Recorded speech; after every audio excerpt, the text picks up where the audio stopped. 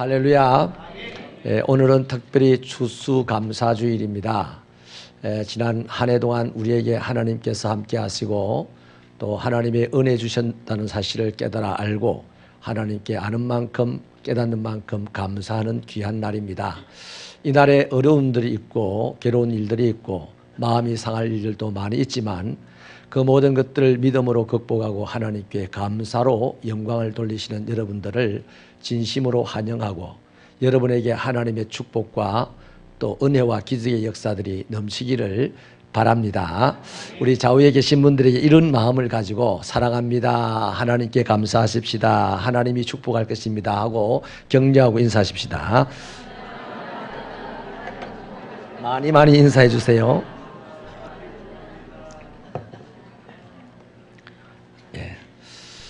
수군수군 모여 사는 말보다는 그런 것들은 짧고 이렇게 축복하고 격려하고 칭찬하고 감사하는 말은 긴 그런 우리들의 인생이 되기를 바랍니다. 하나님은 데살로니가전서 5장 18절에서 말씀을 하시기를 범사에 감사하라, 이것이 그리스도 예수 안에서 너희를 향하신 하나님의 뜻이다 라고 하셨습니다. 그러므로 저와 여러분은 희노애락의 모든 인생 상황에서도 하나님께 감사드려야 마땅합니다. 때문에 감사는요, 환경을 따라 하는 것이 아니에요. 믿음을 따라서 하는 것이 바로 감사입니다. 환경 따라 하려고 하면 평생을 살아도 감사할 수 없는 것이 우리들의 인간이고요. 그러나 믿음을 따라 감사한다면 언제든지 감사할 수 있는 것이 또 인간에게 주어진 하나님의 능력인 줄로 믿습니다. 탈무드에 전해지는 아름다운 이야기가 있는데요, 랍비 아캅이라고 하는 분이 있습니다. 이분은 유대인들에게 굉장한 영향력을 끼치는 랍비입니다. 이분이 하루는 등불을 하나 들고 개 한 마리와 당나귀 한 마리를 데리고 여행을 나섰습니다. 하루 종일 걸어가다가 날이 저물게 되었고 그 어느 산길 속에 흙간이 하나 있는 것을 발견하고는 거기에서 하루를 묵기로 했습니다. 좀 이런 시간이라서 잠자기가 그렇고 이제 호롱불을 밝히고 독서를 시작하였습니다. 근데 잠시 후에 바람이 훅 지나가면서 호롱불을 꺼버렸어요. 그래서 아쉽지만은 보통 때보다 좀 일찍 이제 잠을 청하였습니다. 그런데 조금 후에 늑대들이 막 달려오더니 자기 개를 그냥 물어 뜯어 죽여버렸어요. 근데 너무 무서운 상황이라서 흙간 안에서 내다보지도 못하는 겁니다. 또 좀 더 있으니까 사자가 달려와 가지고 나귀를 물고 가버렸어요. 뭐 더 무서운 상황이라 가지고 꼼짝없이 숨어 있었던 거죠. 그리고 이제 여행 중에 필요한 그 두 동물을 잃어버리고 정말로 참 이번 여행 재수 없다, 이런 불평스러운 마음을 가지고 뒤척이다가 잠이 들었어요. 근데 다음날 아침에 일어나 가지고 길을 다시 떠났는데 산 아래에 마을에 도착을 하고 보니까 놀라운 광경이 벌어졌습니다. 온 동네가 쑥대밭이 되고 모든 사람들이 죽음을 당한 거예요. 알아봤더니 그날 밤 산적대들이 들이닥쳐가지고 동네를 이 모양으로 만들어 놓았다는 것입니다. 갑자기 머리가 띵해집니다. 이야, 어제 그 바람이 불을 안 꺼버렸으면 산에서 내려오는 도적대들이 흙간 안에 누가 있다는 것을 발견했을 것이고 나는 그 시간 죽음을 당했었겠구나. 야, 늑대들이 개를 물어 죽이지 않았으면 산적들이 산을 내려갈 때 개가 난리를 쳤을 텐데 짖는다고. 그럼 또 나는 꼼짝없이 죽게 되었겠구나. 산적들이 내려갈 때 당나귀도 힝거리고 했었으면 그 시간 나는 영락없이 잡혀서 죽는 것이겠구나. 그렇다. 내가 잃어버리는 소중한 것이 있어도 얻는 것이 있다. 생명을 얻었다.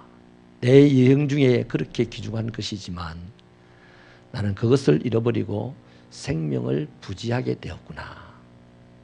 참 하나님, 잃어버린 것도 불평할 일이 아니고 감사할 일이군요 라는 글을 기록한 것이 바로 이 아키바 랍비의 글입니다. 여러분, 솔직하게 우리 인정해야 됩니다.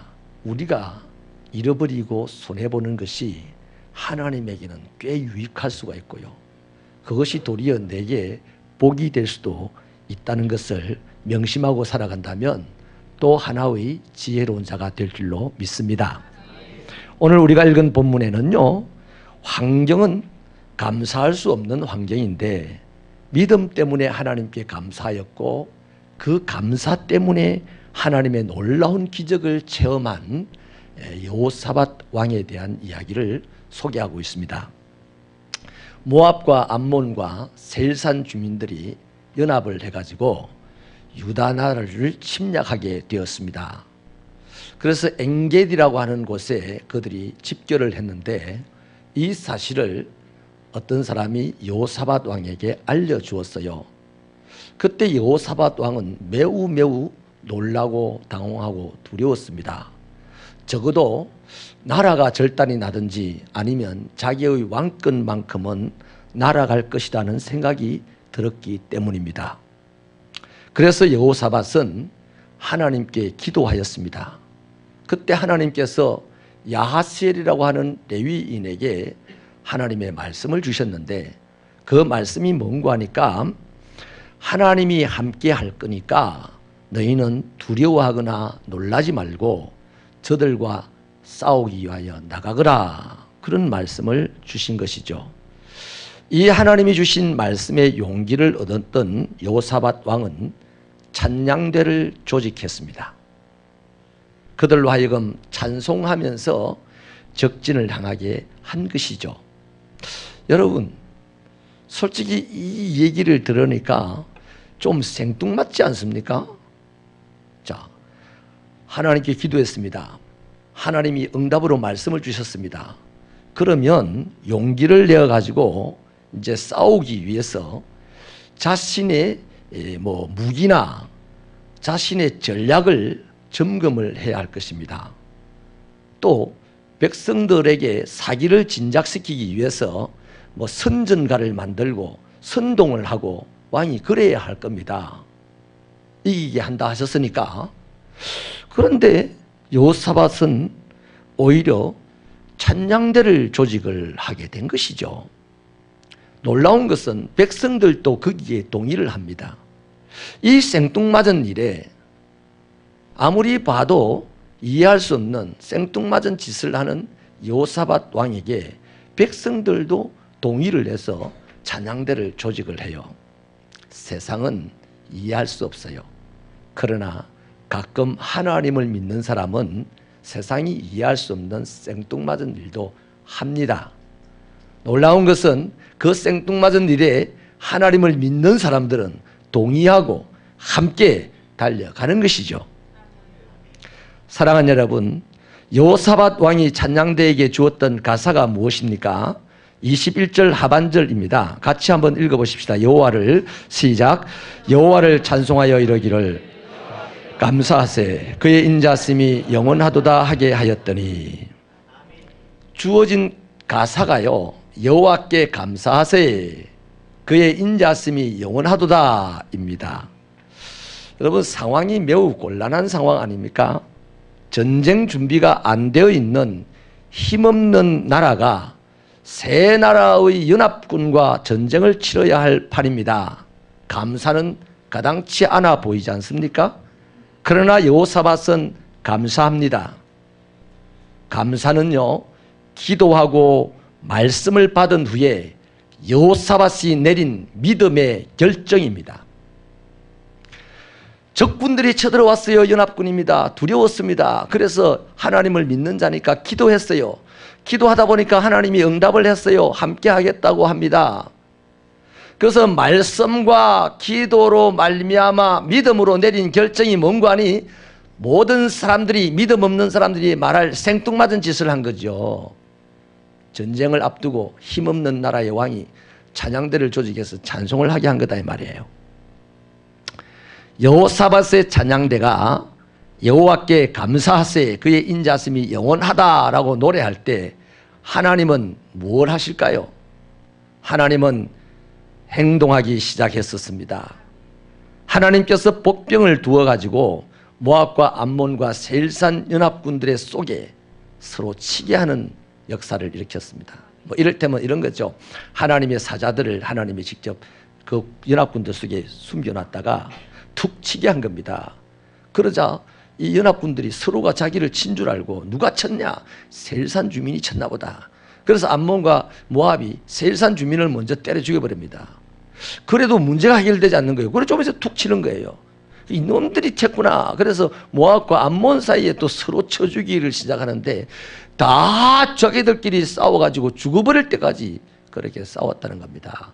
이 모습을 망대 위에 올라가서 바라보던 이 유다 군사 하나가 보니까요, 시체들이 다 절비하게 늘어졌는데 살아있는 자가 하나도 없다고 얘기를 합니다. 그래서 여호사밧 왕이 군인들과 함께 적진에 들어가 가지고 저들의 적군들의 전략 물자들을 다 해수해 오는데요, 재물과 의복과 보화들을 해수했는데 얼마나 그 양이 많은지 사흘 동안 그것만 해수하는데 시간이 걸렸다는 것입니다.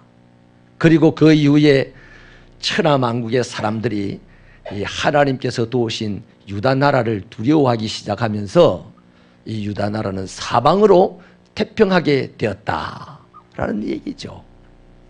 여호사밧에게 주어졌던 그 환란이 변하여서 기적이 일어난 사건이 바로 오늘 본문의 내용입니다. 사랑하는 여러분, 감사는 하나님의 액션 포인트입니다. 하나님이 나를 위하여서 움직여 주기를 바랍니다. 곤란한 상황에 있는 사람들은 더더군다나 하나님이 그 곤란한 상황의 문제를 해결해 주기를 바랍니다. 한 가지를 우리 더 분명하게 아십시다. 하나님이 언제 움직이냐? 하나님이 움직이는 시작 포인트는 그 곤란한 상황 가운데서 내가 감사할 때입니다. 할렐루야. 하나님께서 감사하는 자에게 그를 위하여서 움직이기 시작하면 환란이 떠나갑니다. 하나님께서 감사하는 자를 위하여서 움직이기 시작하면 그에게 기적이 찾아옵니다.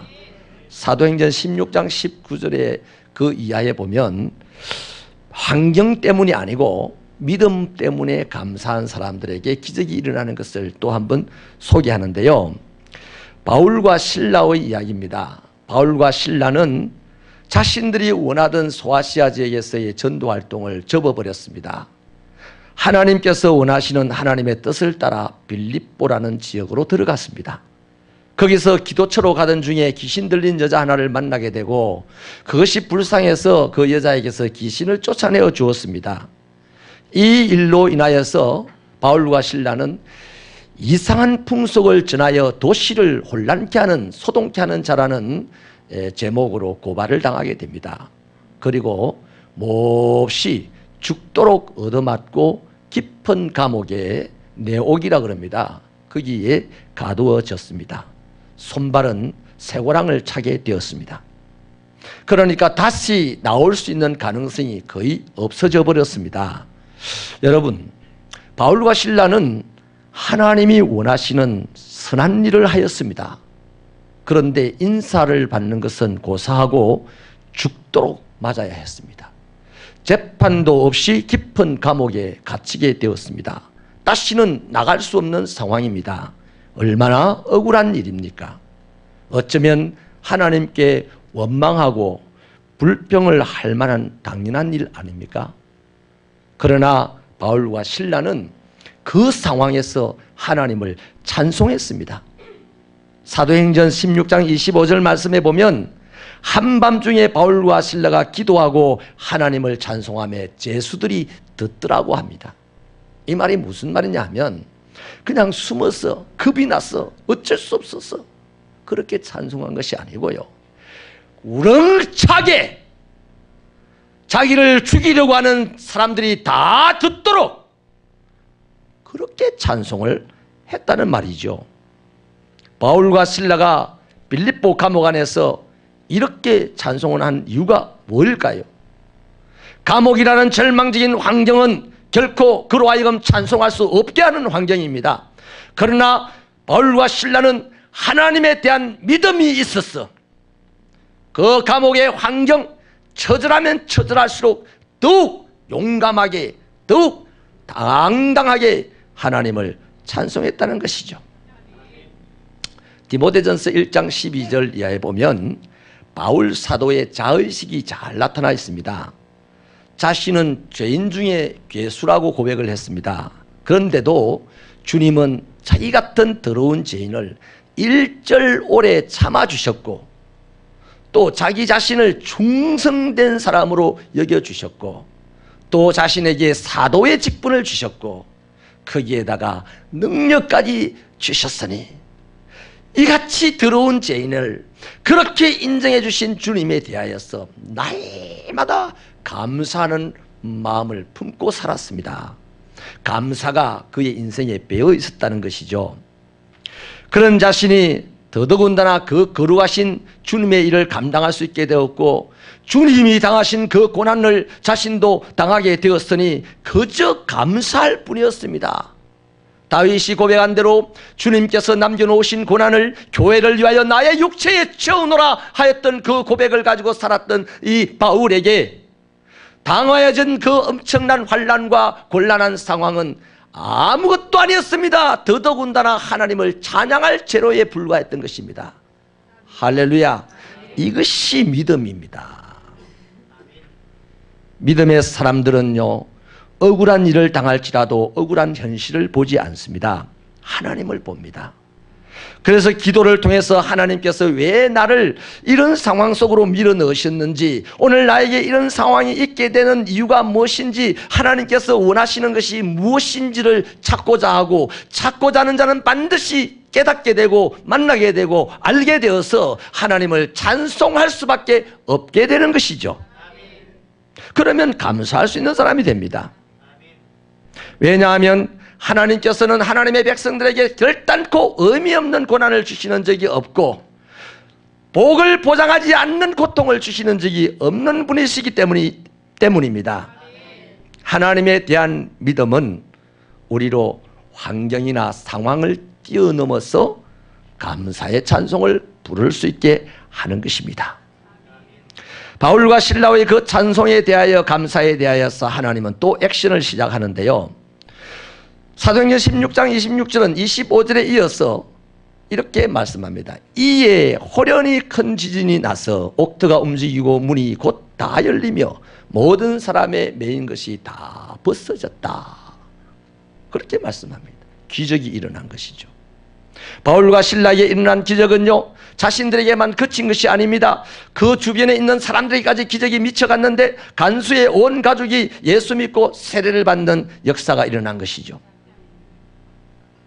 여러분, 오늘 우리의 감사로 하나님의 액션은 시작되고, 그것은 곧 우리에게 기적으로 부메랑이 되어서 돌아오는 것입니다.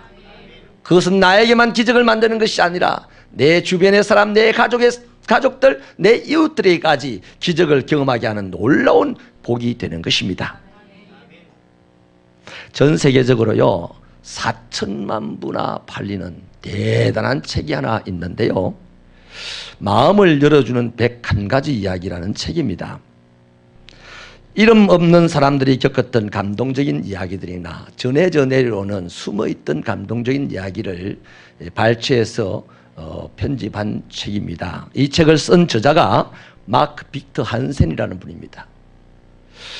이 사람은 원래 플라스틱을 가지고요, 큰 도움을 만드는 그런 회사를 크게 경영하는 분이셨는데, 중동 오일 소프트로 인하여서 회사가 부도를 나게 됩니다.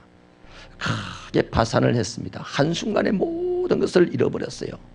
부자는 망해도 3대를 산다고 하는데, 이 사람은요, 얼마나 철저하게 망했는지 자기가 끌고 다니는 차 유리창이 깨어져도 그것을 수리할 돈이 없어서 한겨울에도 깨어진 유리창 그대로 차를 몰고 다녀야 했었고요.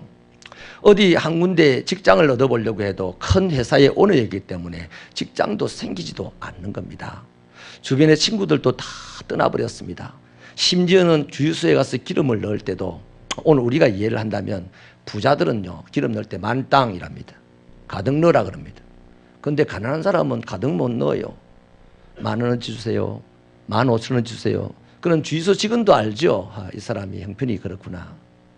근데 요 한센 씨는 그래요. 그 당시 20센트 불과 3리터 60리터 70리터를 넣어야 되는데 불과 주유소 와서 기름 넣을 때 3리터를 넣고 그 다음은 모르는 그 정도로 가난한 신세가 돼버렸어요. 참으로 엄청난 고통을 당하는 그런 상황이었죠. 그러나 그가 얻은 직장이 하나 있었는데 공중 화장실 청소부였습니다. 대형 기업을 경영하다가 파산을 하고 공중 화장실 청소를 하러 들어가면 자신을 이왕에 알던 사람들이 많이 보게도 될 것입니다. 이런 참담한 상황 속에서 마크 빅터 한센 씨는 그래도 하나님께 감사했다고 합니다. 무엇을 감사했을까요? 뭘 감사할 거리가 있을까요? 이 한센 씨는 자기에게 일어나는 작은 일들에 대하여 감사하기 시작했다고 합니다. 이를테면 이러한 상황에서 기죽지 않고 이 상황을 맞이하게 하심을 감사합니다. 또 이러한 처참한 상황을 피하지 않고 화장실 청소를 감당할 수 있는 용기를 갖게 하신 하나님 감사합니다. 또 오늘도 거뜬하게 일어나서 일터에 나갈 수 있는 건강을 주신 하나님 감사합니다.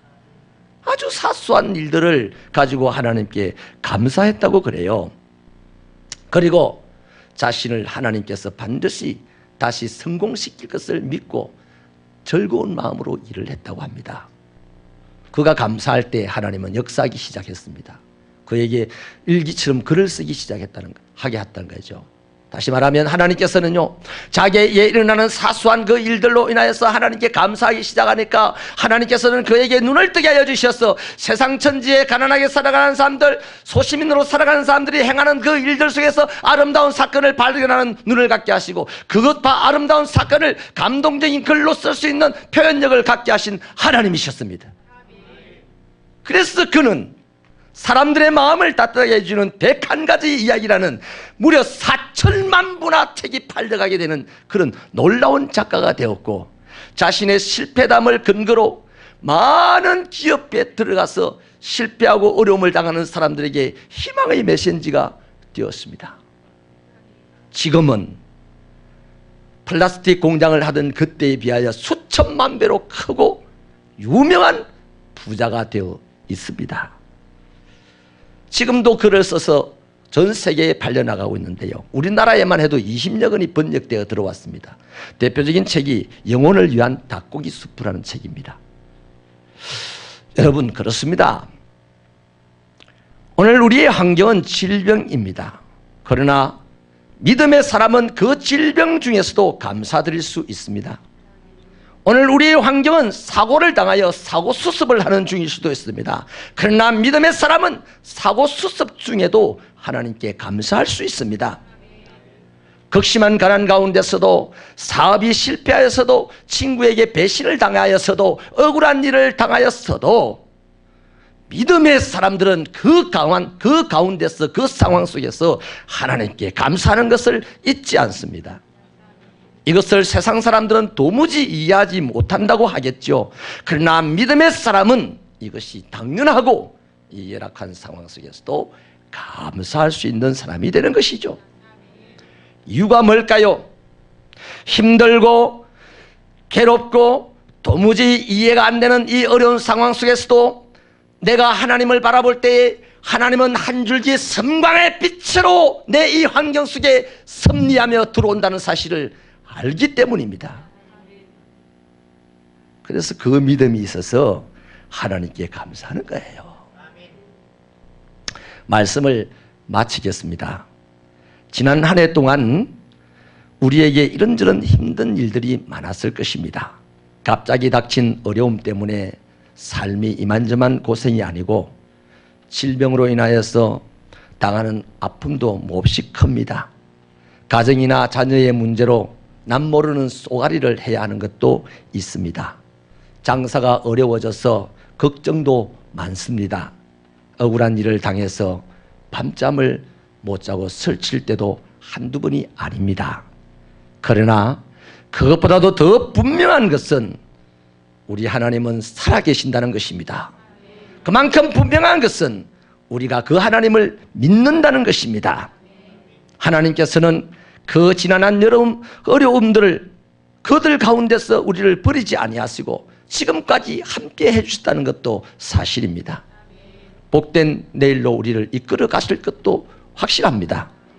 이 하나님으로 인해 감사의 찬송을 부를 수 있는 저와 여러분 되시기를 축원합니다. 그러면 우리에게 기적이 일어납니다. 전혀 기대하지 못했던 놀라운 일들이 일어납니다. 세상 많은 사람들이 우리를 통하여서 희망을 갖게 됩니다. 우리를 통하여 하나님 앞에 나오게 됩니다. 이런 축복이 있어야 되지 않겠습니까? 약소국가의 왕 여호사밧이요, 연합군과의 전쟁을 앞두고 하나님께 감사 찬송하고 대승의 기적을 경험했습니다. 바울과 실라가 감사의 찬송으로 감옥문을 활짝 열고 나오게 되었습니다. 마크 빅터 한센이라는 이분은 사업체를 잃어버리고 화장실 청소부가 되었을 때에도 하나님께 감사함으로 수만 배의 거부가 되었습니다. 이처럼 오늘 저와 여러분의 삶 앞에 놓여 있는 많은 환난과 어려움들이 축복으로 바뀌는 기적이 일어나기를 바랍니다. 사업의 문들이 열리지 않아서 마치 착고에 차인 나라가 여겨지고 한 걸음도 앞을 나갈 수 없는 것 같은 내 연약함을 느껴질 때에도 그것이 무너지고 열려지는 축복의 역사가 있기를 바랍니다. 그러면 그렇기를 원한다면 지금 이 순간 감사하십시오. 감사는 하나님의 액션 포인트입니다. 하나님이 움직이시면 우리에게는 반드시 기적이 일어납니다. 이런 기적을 누가 보겠습니까? 환난 가운데, 어려움 가운데, 세상 사람들이 이해할 수 없는 가운데 네가 그러면서도 예수 믿느냐? 그렇게 힘들게 살아가면서 교회 다니느냐? 이런 소리를 세상 사람들이 하는 중에 나는 하나님께 감사한다면 하나님은 그때 움직이십니다. 그때 기적이 밀려옵니다. 그때 나는 세상이 감당치 못하는 세상을 이끌어가는 위대한 사람이 될 것입니다. 감사 딱 좋아요. 환난 가운데 하는 감사 더 좋아요. 기도하시겠습니다.